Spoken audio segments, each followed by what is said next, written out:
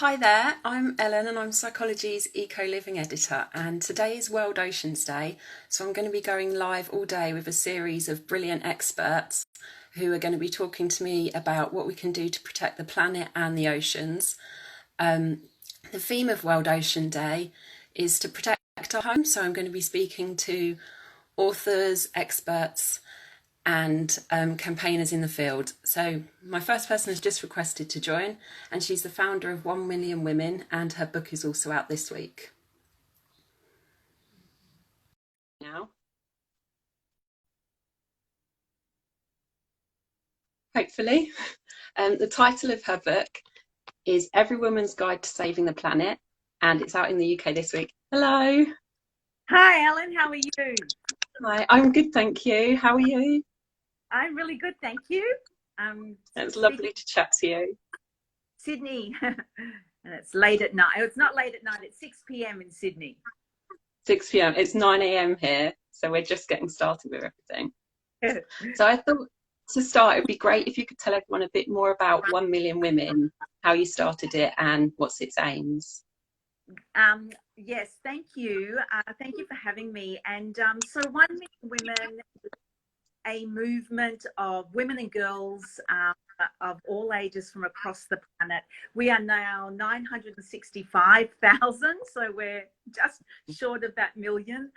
So we're nearly a million women. But and I founded it 10 years ago, and the whole focus is about empowering, motivating, inspiring, but most importantly, mobilizing women and girls to act on climate change through the way that they live, through every choice that they make in their lives, through using their voice, their influence, and their vote. And yeah, so it's been a real journey over these last 10 years. And how did you initially set it up? What were you doing at the time, and what was kind of the switch for you that made you realize you wanted to do this? So I was a cosmetics manufacturer, and I was a cosmetic. That is literally before 1 million. That was my job. I started a cosmetics manufacturing company in my 20s, and I ran it for 24 years. And so my life was really different. It was about packaging. It was about microbeads in my products. It was really different. I was very disconnected to climate change, to I thought it was somebody else's issue. And but the very short story is, in a little over a decade ago, I had an epiphany, and I changed. I got our household electricity consumption down by 20%. And when I saw that I'd saved all this pollution at the same time, I realized that actually I was powerful, that through my everyday action, I could actually shift the story.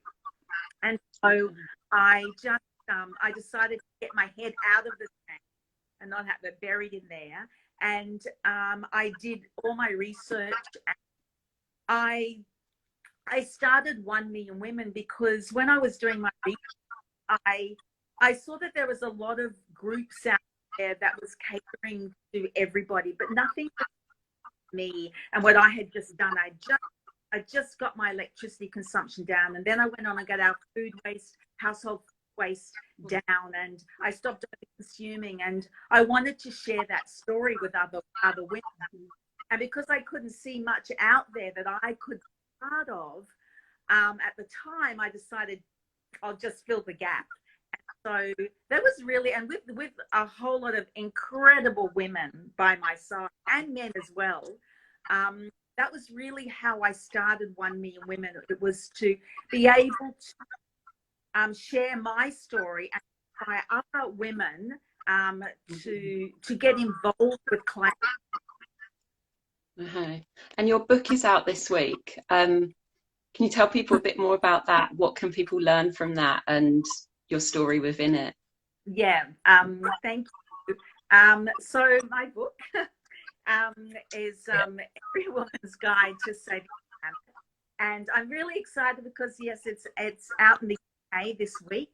And it really is the story. It's really my story. You know, it starts off with my story about how does someone go from, you know, total inaction on change to, you know, to starting, not that everyone has to start a women's movement, but to starting a movement on this. And how do you go from inaction to using your everyday lifestyle and influence and votes, and how that transition, and how do you do it where there is profound behavior change?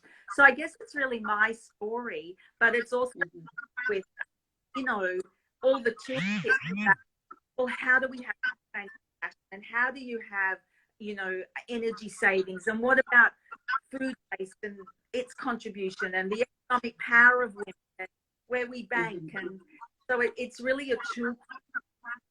How do we all live with the least impact on the planet? And so, yeah, so that's the book. It's really how 1 million women began, my journey, and then how we can all be warriors in our lives. And why do you think women are so influential in tackling climate change and making changes at home and making a difference? Why women specifically? Well, when I did my research back in 2009 or earlier, you know, I didn't know who the environment minister was in this country. I didn't know how to start a movement. I didn't know much about climate policy. I really knew, though, it had to be about women, and women are the change makers of the world. I'm sorry, can you not hear me properly? Is my connection not very good? I can hear you perfectly. I've just seen one person's comment. Yeah. Hopefully, so if nobody else can hear us, then maybe you can give us a wave and let us know. But it's okay, my end. Fingers crossed. Okay, that's good. But yes, the main theme of the book is really about how do we all become the change makers of the world. How do we live with the least impact on the planet? Because that is so important to this climate crisis.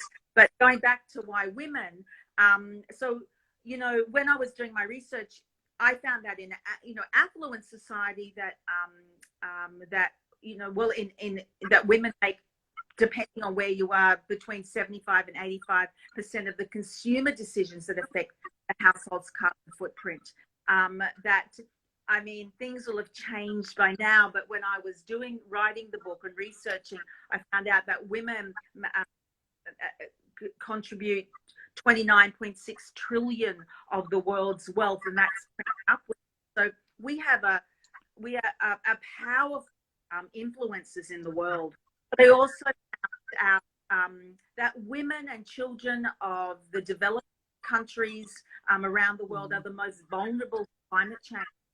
And they're the most vulnerable because they're the caregivers, they're providers of food and fuel, and they're most affected in drought and flood. And as a woman living, you know, in an affluent society like Australia, I thought that shouldn't I do absolutely everything that I can as one human being to live with the least impact on the planet? Because, you know, we all live under the same atmosphere, and women, and, you know, women are the world's change makers. We are more, as research shows, we are more empathetic. We are more, you know, we focus on future generations. Women politicians lead much better on climate action. And so that, for all those reasons, I made this a women's movement. But, you know, back in 2013, 1 million women won a United Nations award for our work. I went to the big climate change conference, and I met the most extraordinary women from around the world fighting for climate action in so many different aspects. And I realized that 1 million women is, you know, part of a much bigger movement of women fighting climate justice, fighting for climate action. And we're all part of the same story. And if somebody wanted to get involved with 1 million women, particularly here in the UK, what could they do? What's the process? Such a big, we are a global community of nearly 1 million, and we have a really big following in the UK, and so we would just love to grow that. You know, climate change is not waiting for anyone. It needs us all. It needs us all to lead climate action, use our voices, and our role in every aspect of life. And so if you're listening and you're not part of 1 Million Women yet, please join us either on our website, 1 million with the number 1 millionwomen.com.au. Follow us on our Instagram channel, Facebook, doing these amazing Zoom events. And so when you join up to 1 Million Women at the website, you'll get you'll be part of everything, our campaigns. We have an app which you can download from the App Store or play 1 Million Women, and it shows you everything in real time, what we can do in our daily lives to act on climate change. That sounds brilliant. And your book it's about your own story, but it's also a guide. So maybe you could share some tips now, particularly for World Oceans Day, of things, small changes that people could start making in their own lives if they're concerned about the climate crisis and also the ocean. Yeah, and I mean, it's all part of the one story. And I would say, you know, like there is some big things that we can focus on. Big, like take a moment to just think about, you know, your food waste. And, you know, in Australia, 1 in 5, we waste 1 in 5 shopping bags. And God, it's like going to the supermarket, getting 5 bags of food and then throwing one in the bin before you make it home. And I know in the UK, it's pretty similar. Food waste is it's a massive issue, and it's a huge contribution to the climate crisis. It adds, you know, it's a potent greenhouse gas. So have a look at your food waste. Take a breath before you buy something and ask yourself, do I really need it? Because so much of what we own and what we discard, all the plastic, so that plastic ends up in our oceans. You know, think about, you know, when I was researching 1 Million Women, I found out in this country we spend $5 billion on stuff that we barely or never use, and that stuff goes into landfill. I live right near, just in a suburb called Newport Beach, and the beach is just across the road here, and so one of those things that we really should take a moment to think about is our relationship with the earth, our relationship with the ocean. If we love the ocean so much, think about all that one-use plastic, because that one-use plastic, that ends up. And so just not like discarding one-use plastic altogether could be the most important things you could do in terms of, you know, protecting the earth. There's so much more: energy efficiency, you know, fast fashion, transport, getting from A to B with the least impact on the planet. So all of that is but one thing, because one of the on one of our Zoom events that we've been doing, the most common question that I get asked is, you know, Nat, what are the 3 things, the most important things that we can do while we're in lockdown and while we're emerging from our home? And the top of my list is really to look at your bank. And I don't know if you have superannuation in your country, but look at your banking. Is who you bank with aligned with your values? You know, when I started 1 Million Women, I was doing all this incredible stuff by getting my food waste down and stopped over consuming, and I, like really, really lived with such a low impact on the planet without even realizing that where I was banking, the bank that that I was using, was investing in fossil fuels. And so, it didn't take me very long to switch, but it's about doing your research and really making sure that the bank that you use aligns with your values and isn't investing in fossil fuels, and is investing in the well-being of the planet. That's my top. How could somebody find that out? Is that They kind could, of questions you should ask your bank? yeah, it is. It absolutely, to really find out where what your bank invests. If you in Australia, I could give you a link that just shows you all the banks and who are the best, who aren't. But I'm not 100% sure of the link. But but I could find that out and I'll send it to you. But even so, it's about calling your bank. It's about asking the direct question: where do you invest my money? And if they invest in a place that is not aligned with what you believe in, fix them as quick as you can. Okay. I think that's something people often don't realise. That's a great tip. I mean, I'm not an advisor or anything. It's just these are the sorts of things we need researching and finding out for ourselves. Mm-hmm.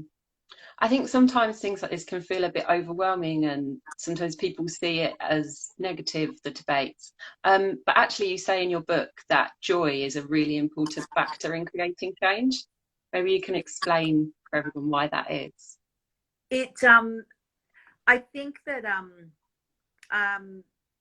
there's this misguided belief, particularly obviously in our society, that the more stuff we have, the bigger our house, the better car is what happiness is all about, and what defines success. And really, the truth is, you'll never find happiness because you'll be looking for more and more. And happiness has got to come from within, and it's got to be the joy of community, and it's got to be the love of earth, and your connection with people and place. And so that has such a big that plays such a big role in wanting to protect it. And there's a whole chapter in my book about joy and love and the love of earth and the love of humanity. And I think now more than ever, with what is happening in the world, and COVID, and I think that the love of humanity and the love of earth is becoming so much an important aspect of our lives. And I don't think there is anybody that doesn't feel that right now. Yeah. Nikki's commented and said that lockdown has encouraged her to declutter and things like that, and I think maybe now is the time that people are realizing that and wanting like a simpler life, which also it makes your home more sustainable as well. Absolutely. And to that comment, Nikki, when I was back in the early days of 1 Million Women, we were trying to come up with a big campaign, something that we could really get a load more women on board. And I thought that, I'd had all these epiphanies of starting 1 Million Women, and then every time something new happened, I would have another epiphany. And it's this thing of that, it's about feeling this in our heart and not just in our heads. When you articulate climate, I'm going to forget my original thought of why I'm saying this. If you articulate it up here in your head about the effects of climate change, about our role as citizens of this world, and it's all sitting up there. It is much harder to create profound change in your life. It has to travel to your heart. It has to get right here. And when you feel in your heart, realize that everything you do shapes the world. When you feel it, profound change becomes much easier. And I went off on a tangent then, but coming back to what you were saying, it was when we were doing this campaign, we were thinking, okay, what could it be? And we came up with this slogan, less is more. And at that moment of, we wrote less is more on the board, working what less is more. And at that moment, it hit me in my heart, the true meaning of less is more. And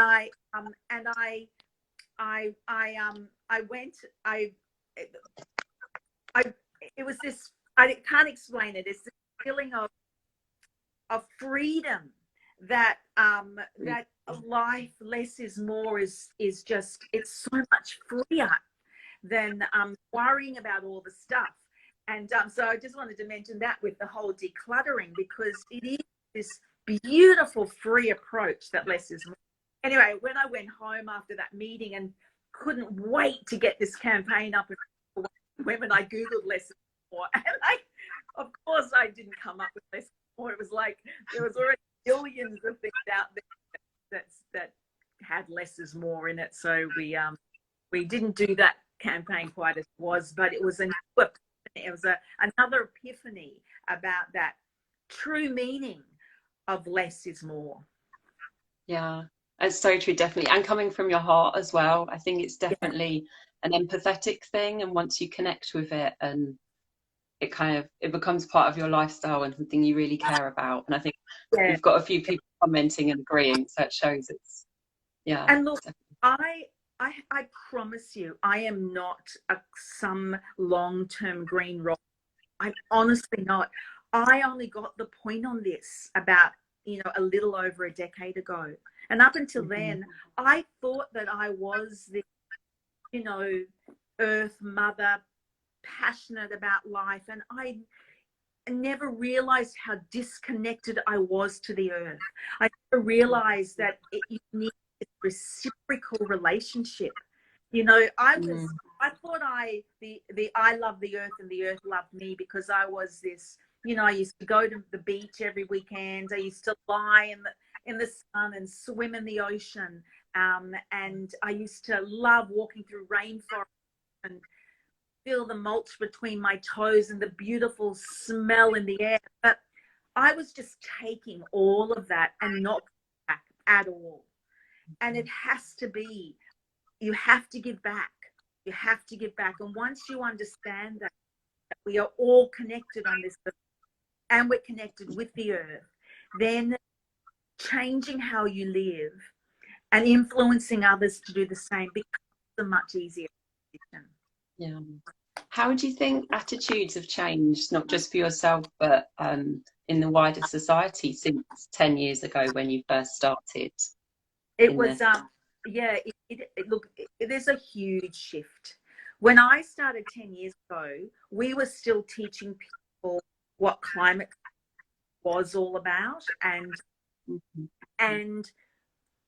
showing that really how you live makes a difference. And that was that we were doing. We're really showing that, and that story has exploded. There are conversations like everywhere. 1 million women. The conversation just keeps on coming, and people, and it's not conversations, it's actions. In Australia, when I started, there was a couple of thousand, I think it was, households that had solar. Now there's 2 million, and we're I think leading the world with solar. Wow. But people are talking about fast fashion, about food waste, about the way that you live. People, climate action is so much more on the top of people's minds now, and I think it's also because it's become really you know, like here in Australia, you've got, you know, the Great Barrier Reef, which is dying before our eyes, or the bushfires that we've just all gone through, you know, and COVID around the world, you know, it is part of a much bigger, you know, the bigger story, and climate change. And it just, and so I, you know, we have a lot of work to do, and 1 Million Women's really committed over the next, you know, we've got a new campaign about, we're just working on it at the moment, and it really is about, we have to get our emissions down by 50% the next years. That's it. And we all need to contribute. And so we have to look at how we live and see in every aspect of what we're doing to reduce emissions. Yeah. Okay. Somebody had commented whilst you were talking saying that they'd like to do some beach cleans. Is that something you do? And kind of, how can someone start if that's something that they're interested in?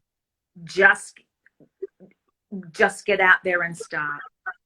Just grab a bag and walk along the beach and do cleans. Beach cleans are pretty popular. My daughter and my granddaughter, the other day on their favorite beach, the two of them did a beach clean, and came, you know, like said to me, Bubby, I've done a beach clean. Like it's my daughter, as was, you know, so you just get out there and start. That's the thing. You know, I made excuses for so many years about why I wasn't acting on, you know, why I wasn't doing my bit. It's too complex. It's not my issue. It's I don't know what to do. And then getting our household electricity consumption down and seeing the bill, I realized it doesn't matter if you don't know what the climate policy, or you don't know it all. Just do one thing, one small, like picking up a bag and walking along the beach. How fantastic! Because that one small thing leads to another, and then it leads to changing your life. But just start with the one small thing, but it will empower you. Yeah, I definitely agree. You do one thing and then it starts to spiral, doesn't it? And you kind of change the way you think and your habits as well. So that's brilliant. Absolutely. Yeah. Is there anything else you'd like to add just before you go, or any more questions from anybody? That's all been brilliant. Yeah, what would I like to add? Just never ever underestimate the power that you have as one person to make a difference, because one person multiplies millions, shifts systems. And I think that never forget that. And we are all part of the same story. And the climate crisis, it needs and grab a copy of my book. Thank you so much. That was lovely to talk to you, and that was really inspiring and brilliant. Thank you so much. Thank you. Oh, thank you. Yeah. Have a lovely evening. Okay. Bye. Bye. Bye.